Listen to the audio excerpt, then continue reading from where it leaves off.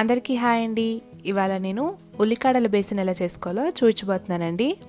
ముందుగా ఒక ప్యాన్లో 1.5 టేబుల్ స్పూన్ ఆయిల్ని వేసుకున్నాను. అందులో కొద్దిగా జీలకర్ర, ఒక ఎండుమిరపకాయ విరుచుకున్నది, వైట్గా ఉండే ఉల్లికాడల్ని ముందుగా వేసుకొని కొద్దిగా ఫ్రై చేసుకోండి. ఇప్పుడు ఇందులో ఒక 8 నుంచి 10 ఎల్లిపాయలు ముక్కలుగా కట్ చేసుకొని దాన్ని కూడా వేసేసుకొని ఫ్రై చేసుకోండి. ఇప్పుడు ఇందులో కొద్దిగా పసుపు వేసుకున్నాను. దీన్ని ఒకసారి బాగా కలిపేసుకోండి. నేను ఇక్కడ ఒక 2 కప్స్ ఉల్లికాడలు తీసుకున్నానండి. దీన్ని కూడా వేసేసుకోండి.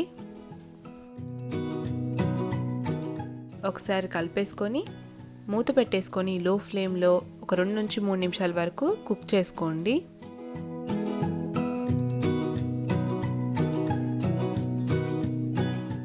మూత తెరుచుకున్న తర్వాత ఒకసారి కలిపేసుకొని ఇందులో ఒక టీ స్పూన్ కారం, రుచికి సరిపడే సాల్ట్ని వేసేసుకొని బాగా మిక్స్ చేసేసుకోండి.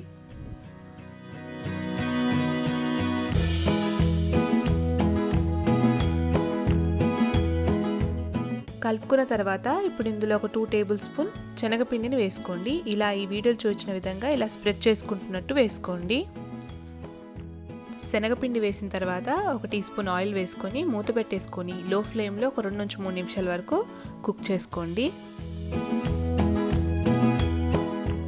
మధ్యలో ఒకసారి కలిపేసుకొని మళ్ళీ మూత పెట్టేసుకొని లో ఫ్లేమ్లో మరో నిమిషం వరకు కుక్ చేసుకోండి. అంతే అండి, ఉల్లికాడల బేసన్ రెడీ అయిపోయింది. దీన్ని మీరు వేడి అన్నంలో తిన్నారంటే చాలా బాగుంటుందండి. ఈ రెసిపీని మీరు కూడా ట్రై చేసి కింద కామెంట్ సెక్షన్లో ఎలా ఉంది అనేది కామెంట్ చేయండి. రెసిపీ కనుక మీకు నచ్చినట్టయితే లైక్ చేయండి, షేర్ చేయండి. అలాగే సబ్స్క్రైబ్ టు అవర్ ఛానల్ అమ్మ వంట రుచులు.